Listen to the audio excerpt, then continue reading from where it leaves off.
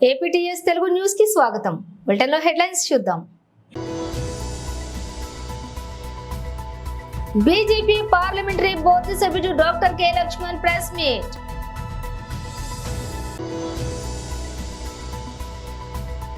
కేసీఆర్ బిడ్డ బెయిల్ కోసం 5 లోక్సభ సీట్లు బీజేపీకి వదిలేశాడు. ప్రపంచంలోని అత్యంత రద్దీ విమానాశ్రయాల్లో 10వ స్థానంలో ఢిల్లీ.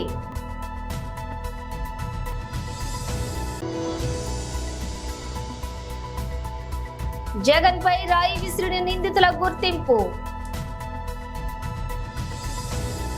బీజేపీ పార్లమెంటరీ బోర్డు సభ్యుడు doctor K Lakshman press meet. ముఖ్యమంత్రి కాంగ్రెస్ పార్టీ అధ్యక్షులు రేవంత్ రెడ్డి గారు ప్రజలను మళ్ళీ మోసం చేయడానికి కొత్త ఎత్తుగడలకు వారు పూనుకుంటూ ఉన్నారు. నిన్న పాలమూరు జిల్లాలో ఒక సభలో మాట్లాడుతూ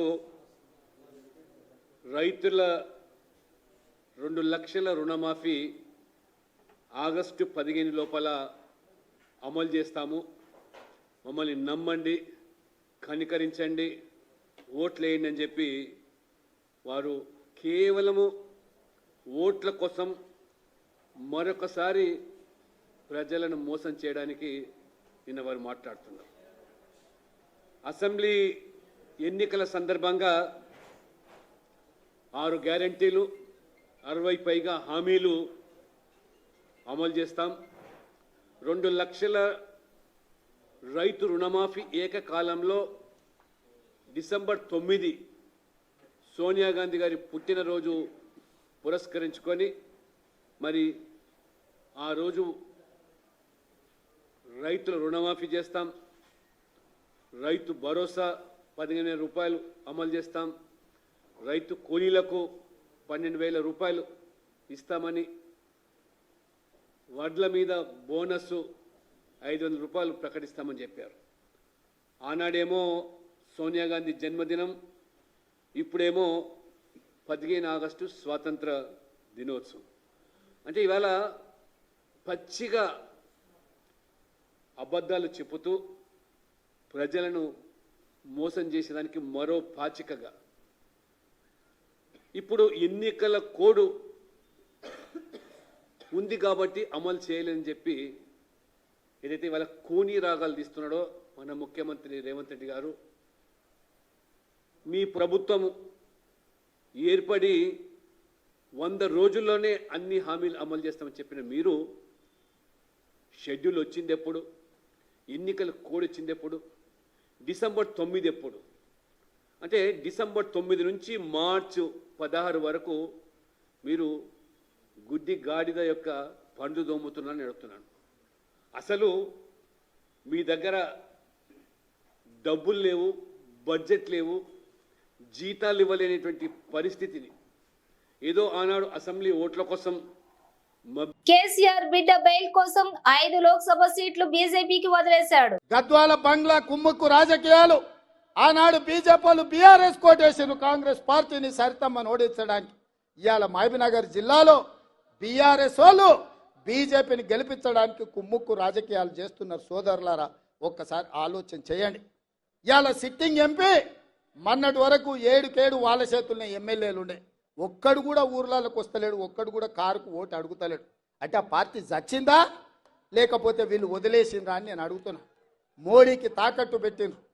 నాకు తెలుసు కేసీఆర్ బిడ్డ బెయిల్ కోసం, ఇవాళ కాంగ్రెస్ను ఓడించడం కోసం నరేంద్ర మోడీతో చీకటి ఒప్పందంలో భాగంగా మహబూబ్ నగర్, చేవెళ్ళ, మల్కాజ్గిరి, భువనగిరి, జహీరాబాద్ 5 పార్లమెంట్లలో చంద్రశేఖర్ రావు నరేంద్ర మోడీని గెలిపించడానికి సుపారీ తీసుకొని బీఆర్ఎస్ కార్యకర్తలు ఇవాళ బొందబెట్టి వాళ్ళ ఆత్మ గౌరవాన్ని మోడీ కాళ్ళ దగ్గర తాకట్టు పెట్టిండు. బీఆర్ఎస్ నాయకులారా, మీరు ఆలోచన చెయ్యండి. లక్షలాది మంది కార్యకర్తలు ఇతర పార్టీలు జైలుకు పోయినప్పుడు కేసీఆర్కు దుఃఖం లేదు. నాలాంటోని బిడ్డ లగ్గం ఉంటే కూడా వదలకుండా జైల్లో పెట్టినప్పుడు ఆయనకు బాధ తెలియలేదు. కానీ బిడ్డ జైలుకు పోగానే మోడీ దగ్గర తెలంగాణను తాకట్టు పెట్టిండు. ఇది తెలంగాణ ఆత్మ గౌరవానికి మంచిదా? ఒక్కసారి ఆలోచన చేయండి. బీఆర్ఎస్ కార్యకర్తలారా, బీఆర్ఎస్ నాయకులారా, ఆత్మ పరిశీలన చేసుకోండి. 5 నిమిషాలు గుండెల మీద చేసుకొని ప్రశాంతంగా ఆలోచన చేయండి. ఎందుకు చంద్రశేఖర్ రావు ఇవాళ మీ పార్టీని తీసుకెళ్లి మోడీకి బీజేపీకి తాకట్టు పెట్టిండు? ఇవాళ మహబూబ్ నగర్ లో ఎందుకు బీఆర్ఎస్ వాళ్ళను బీజేపీకి ఓట్లు వేయమంటుడు? ఇవాళ చేవెళ్లలో బీఆర్ఎస్ నాయకులను బీజేపీలకు లొంగిపోమంటుండు. మల్కాజ్గిరిలో మీ ఓట్లు బదిలీ చేయండి అని చెప్తున్నాడు. భువనగిరిలో ఎందుకు చెప్తుండు? జహీరాబాద్లో ఎందుకు చెప్తుండు? ఎందుకంటే ఈ 5 సీట్లు మొత్తం 14లో ఈ 5 సీట్లు మనం గ్యారెంటీగా గెలుస్తాం. ఈ అన్నిటిని దెబ్బతీస్తే రేవంత్ రెడ్డిని దెబ్బతీయొచ్చు అని ఒక ఆలోచన చేస్తున్నాడు. నా మీద కోపం ఉంటే నా మీద చూపియండి, చేతనైతే నాతో కొట్లాడు. మీరు మొగోళ్ళు అయితే మా కార్యకర్తలతో కొట్లాడండి. రండి గ్రామాలకు అడగండి ఓట్లు. మేము తప్పులు చేస్తే ప్రజలకు చెప్పండి. 100 రోజుల్లో నన్ను గద్దె దించమంటుండు కేసీఆర్, కానీ 10 ఏళ్ళు గద్దె మీద ఉన్న మోడీని ఎందుకు గద్దె దించమంటలేడు? మిత్రులారా, మీరు ఆలోచన చేయండి. ఢిల్లీలోని ఇందిరాగాంధీ అంతర్జాతీయ విమానాశ్రయం అరుదైన ఘనతను సొంతం చేసుకుంది. ప్రపంచంలోని అత్యంత రద్దీ విమానాశ్రయాల జాబితాలో 10వ స్థానం సంపాదించింది. ఢిల్లీ ఇంటర్నేషనల్ ఎయిర్పోర్ట్ నుంచి 2023లో 7.22 కోట్ల మంది ప్రయాణికులు ప్రయాణించినట్లుగా ఎయిర్ ఫోర్స్ కౌన్సిలర్ ఇంటర్నేషనల్ తన జాబితా నివేదికలో వెల్లడించింది. దేశం నుంచి సాగే అంతర్జాతీయ విమానాశ్రయ ప్రయాణాలకు ఢిల్లీ విమానాశ్రయం గేట్వేగా పేరుగాంచింది. ఇక్కడ 3 టెర్మినళ్లు ఉన్నాయి. వాటిలో 3వ నంబర్ టెర్మినల్ దేశంలోకెల్లా అతి పెద్దది. ఇది ప్రపంచంలోకెల్లా 5వ పెద్దది కావటం విశేషం. ఆసియా పసిఫిక్ ప్రాంతంలో తొలి కార్బన్స్ న్యూట్రన్స్ ఎయిర్పోర్ట్ గా ఢిల్లీ అంతర్జాతీయ విమానాశ్రయం నిలిచింది. ఎయిర్పోర్ట్ సమీపంలో ఏర్పాటు చేసిన భారీ సోలార్ పవర్ ప్లాంట్ నుంచి విమానాశ్రయానికి అవసరమైనటువంటి విద్యుత్ అందుతూ ఉంటుంది. కోవిడ్ వైరస్ వ్యాప్తి తర్వాత ప్రపంచ వ్యాప్తంగా విమానాల్లో ప్రయాణించే వారి సంఖ్య అంతకంతకు పెరుగుతోందని నివేదిక తెలిపింది. దీనివల్ల ఎయిర్పోర్టులు చాలా రద్దీగా మారుతూ ఉన్నాయని వివరించింది. 2023లో ప్రపంచ వ్యాప్తంగా 850 కోట్ల మంది ప్రయాణికులు విమానాల్లో ప్రయాణించారని ఆ సంస్థ వివరించింది. 2022తో పోలిస్తే ఇది 27.2% ఎక్కువ కావటం విశేషం. ఆంధ్రప్రదేశ్ ముఖ్యమంత్రి జగన్ పై రాయి దాడి చేసిన నిందితులను పోలీసులు గుర్తించినట్లు తెలుస్తోంది. ఈ దాడికి పాల్పడ్డ యువకుడితో పాటు మొత్తం 5గురిని అదుపులోకి తీసుకుని విచారిస్తున్నట్లు సమాచారం. అయితే దీనిపై విజయవాడ పోలీసులు ఎలాంటి అధికారిక ప్రకటన చేయలేదు. కేసు దర్యాప్తుకు సంబంధించి వివరాలు బయటకు పొక్కకుండా జాగ్రత్తలు తీసుకుంటున్నారు. మంగళవారం సాయంత్రం ప్రెస్ మీట్ పెట్టి వివరాలు వెల్లడించే అవకాశం ఉందని తెలుస్తోంది. సెల్ ఫోన్ డేటాతో పాటు క్లూస్ టీమ్ పరిశీలనలో కీలక సమాచారం లభించినట్లు తెలుస్తోంది. ముఖ్యమంత్రిపై దాడి చేసింది వడ్డెర కాలనీకి చెందిన సతీష్ కుమార్ అలియాస్ సత్యగా పోలీసులు గుర్తించినట్లు సమాచారం. ఫుట్పాత్ పై వేసే టైల్స్ లో విరిగిన ముక్కను జేబులో పెట్టుకుని వచ్చిన సత్తి సడన్ గా సీఎం పైకి ఆ రాయిని విసిరినట్లు తెలుస్తోంది. మంగళవారం ఉదయం సత్తితో పాటు అతడి పక్కనే ఉన్న ఆకాష్, దుర్గారావు, చిన్న, సంతోష్ లను కూడా అదుపులోకి తీసుకున్నట్లుగా తెలుస్తోంది. కాగా సీఎం పై దాడికి కారణమేంటని వివరాలు కానీ, దాడి వెనుక రాజకీయ పార్టీల హస్తం ఉందా అనే విషయం కానీ బయటకు రాలేదు. ఏప్రిల్ 18వ తేదీలోపు 2 ఎమ్మెల్సీలు, 1 రాజ్యసభ, 15 కార్పొరేషన్ చైర్మన్ పదవులను కాంగ్రెస్ అధినేత సీఎం రేవంత్ రెడ్డి మాదిగలకు కేటాయిస్తే పార్లమెంటు ఎన్నికలలో ప్రతి ఒక్క సీటును గెలిపించి ఢిల్లీకి పంపుతామని తెలంగాణ మాదిగ సంఘాల మహాకూటమి కన్వీనర్ కిరణ్ అన్నారు. హైదరాబాద్ సుందరయ్య విజ్ఞాన కేంద్రంలో తెలంగాణ మాదిగ సంఘాల మహాకూటమి సమావేశాన్ని ఏర్పాటు చేశారు. ఈ సందర్భంగా పలువురు నేతలు హాజరయ్యారు. అనంతరం కన్వీనర్ కిరణ్ మాట్లాడుతూ రాష్ట్రంలో మాదిగల జనాభా 80 లక్షల మంది ఉన్నారని, గతంలో కూడా బీఆర్ఎస్ పార్టీ మోసం చేసిందని ఆవేదన వ్యక్తం చేశారు. రేవంత్ రెడ్డి ఇచ్చిన హామీల ప్రకారం మాదిగలకు కూడా ఒక అవకాశాన్ని కలిగిస్తే తప్పక నిరూపించి చూపిస్తామని తెలిపారు. మాదిగల మీద ఎంత ప్రేమ ఉన్నదో సమాజానికి, ఎందుకంటే మా తాతల తండ్రులు మీ సమాజానికి ఎంత సేవ చేసిరో మీకు తెలుసు, సమాజానికి తెలుసు. మీరు అనుకుంటారు మాదిగల కాడ డబ్బు లేదు, మాదిగల కాడ ఇండస్ట్రీలు లేవు, మాదిగల దగ్గర ఉన్నతాధికారులు లేరు, మాదిగల దగ్గర ఢిల్లీలో లాబింగ్ చేసే నాయకులు లేరు, వీళ్ళు ఏం చేయలేదు అనుకుంటున్నారేమో. మా లాబింగ్, మా శ్రమ, మా కన్నీరు, మా చెమట, మా నిరంతర శ్రమ అంతా కూడా ఈ సమాజానికి గ్రామాలలో మా తాతలు మా తల్లిదండ్రులు చేసిరు.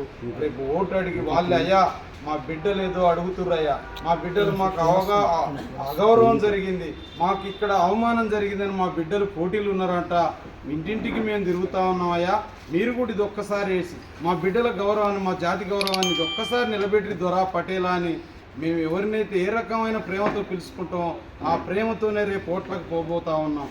మా కాడ డబ్బు లేకున్నా మేము అడిగే ఓటు విధానంతో, మా మంచితనంతో, మా నిజాయితీతో, విశ్వాసంతోనే రేపు మాకు ఓట్లు రాబోతూ ఉన్నాయి. కనుక డబ్బున్న వ్యక్తులకే సీట్లు ఇచ్చే విధానం అయితే, ఉన్నత అధికారంలో పదవులలో ఎవరైతే లాబింగ్ చేసే వాళ్ళు ఉన్నారని సీట్లు ఇచ్చే విధానం అయితే దానికి తిరుగుడు మేము రేపు ఇవ్వాల్సిన అవసరం మాదిగ సమాజానికి ఉంది. కనుక మేము రేపు 17 నియోజకవర్గాలలో మీరు 18 లోపు మాకు ఈ సానుకూలమైన నిర్ణయం తీసుకోకపోతే 2 ఎమ్మెల్సీల హామీ, ఒక రాజ్యసభ, 15 కార్పొరేషన్ చైర్మన్లది ఇవి మాకు ఇస్తే కాంగ్రెస్ 17 నియోజకవర్గాలని అనుకుంటున్నారు. మీరు 14 అని కొంత అభద్రతతో ప్రకటిస్తున్నారు.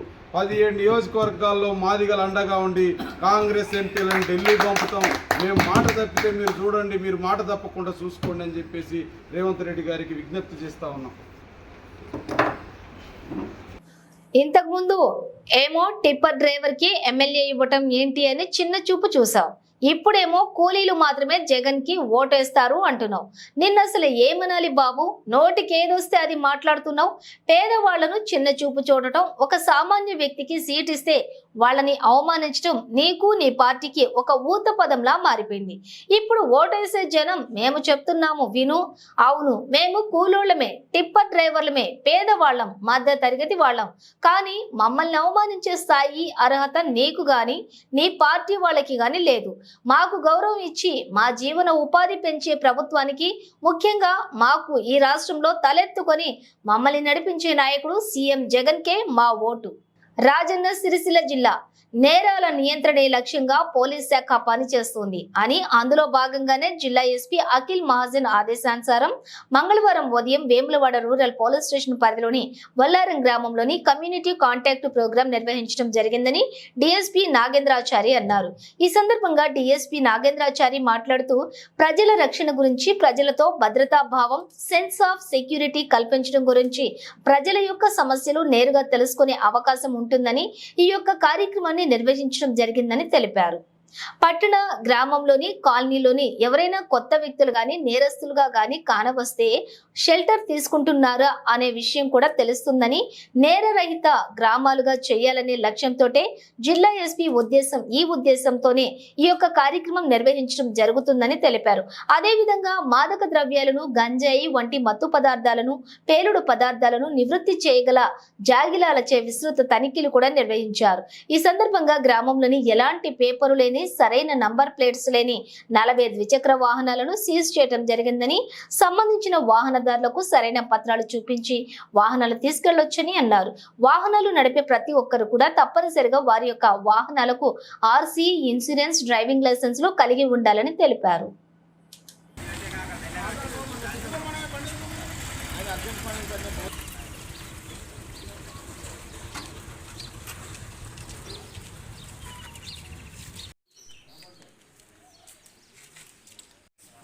ఈరోజు కొంచెం మీ సమయాన్ని మాకు కేటాయించండి. అంటే ఇది ఎలక్షన్ వస్తున్నాయి కాబట్టి పోలీస్ శాఖ తరఫున ప్రజలు ఒక భరోసా కల్పించడానికి అప్పుడప్పుడు సడన్ కార్డనెన్స్ సెర్చ్ ఆపరేషన్ చేస్తున్నాం. కార్డనెన్స్ సెర్చ్ అంటే ఊరు 4 బయటికి వెళ్ళే దారులను మూసేసి ఊరు మొత్తం ఇల్లు జల్లెడ బట్టి చెక్ చేయడం జరుగుతుంది. అంటే ఎవరైనా బయటి వ్యక్తులు వస్తున్నారా, ఊళ్ళో ఏమన్నా అసాంఘిక కార్యకలాపాలు జరుగుతున్నాయా, ఏమన్నా చట్ట వ్యతిరేకమైన చర్యలకు ఎవరైనా పాల్పడబోతున్నారా అని ఆ ఉద్దేశంతో ఈ సామాన్య ప్రజలు అంటే జనరల్ పీపుల్, మనం ఎవరి పని వాళ్ళు చేసుకునేటోళ్లకు డిస్టర్బెన్స్ కాకుండా వాళ్ళకు ఒక భరోసాని కలిగించడానికి శ్రీ అఖిల్ మహాజన్ గారి ఆదేశాల మేరకు చేస్తున్నాం. ఈరోజు ఆ కార్యక్రమంలో భాగంగా మీ బొల్లారం విలేజ్లో చేస్తున్నాం. ఇప్పుడు వచ్చేవి సార్వత్రిక ఎన్నికలు మనకు ఈ వచ్చే నెలలో ఉన్నవి. దాంట్లో ఎలాంటి శాంతి భద్రతలకు విఘాతం కలగకుండా మీరంతా ఎన్నికలకు మాకు సహకరించాలని, ఏమైనా ఇట్లా గొడవలు కానీ లేదంటే వర్గపూర్ కానీ ఏదైనా జరిగేటట్టు ఉన్నట్టయితే మా దృష్టికి తీసుకురావాలి.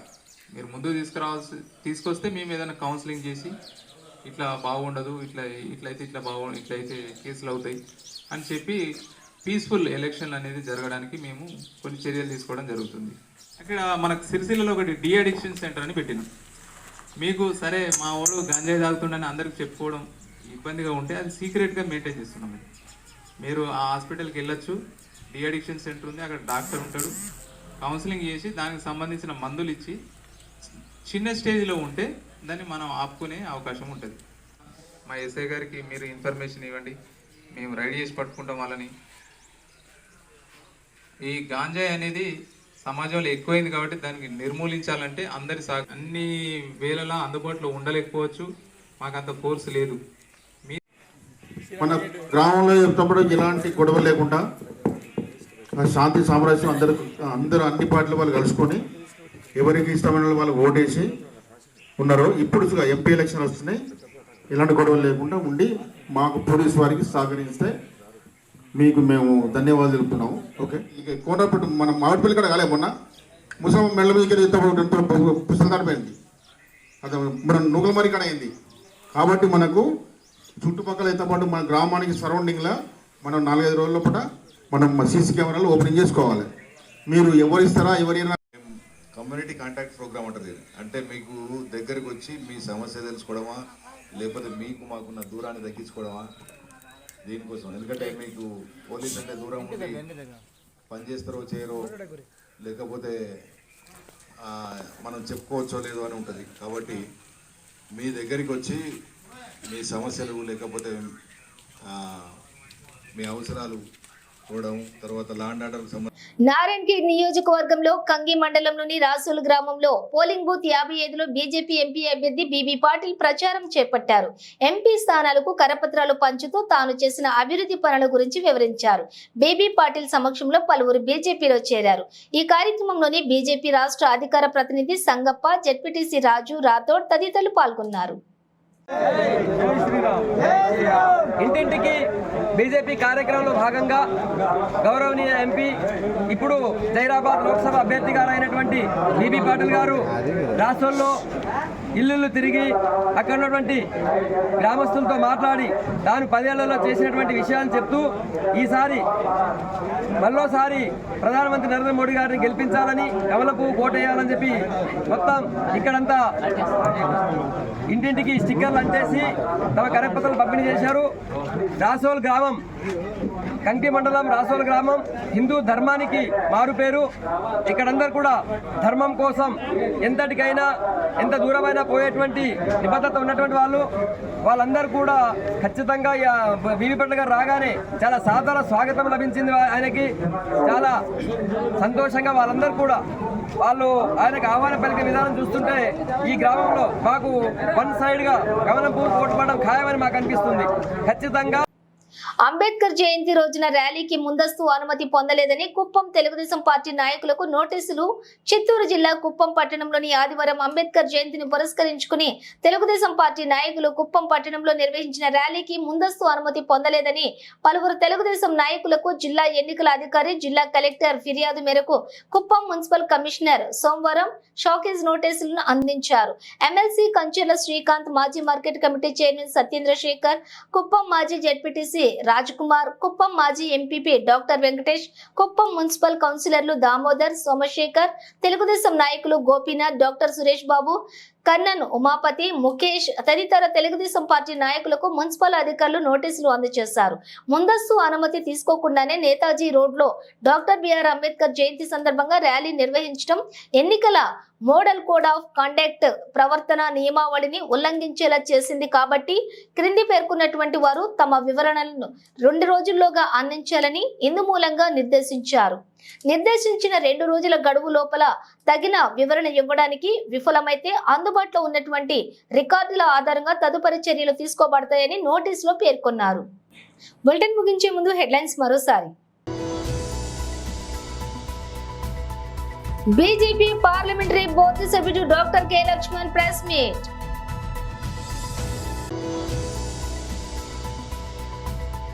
కేసీఆర్ బిడ్డ బెయిల్ కోసం 5 లోక్సభ సీట్లు బీజేపీకి వదిలేశాడు. ప్రపంచంలోని అత్యంత రద్దీ విమానాశ్రయాల్లో 10వ స్థానంలో ఢిల్లీ.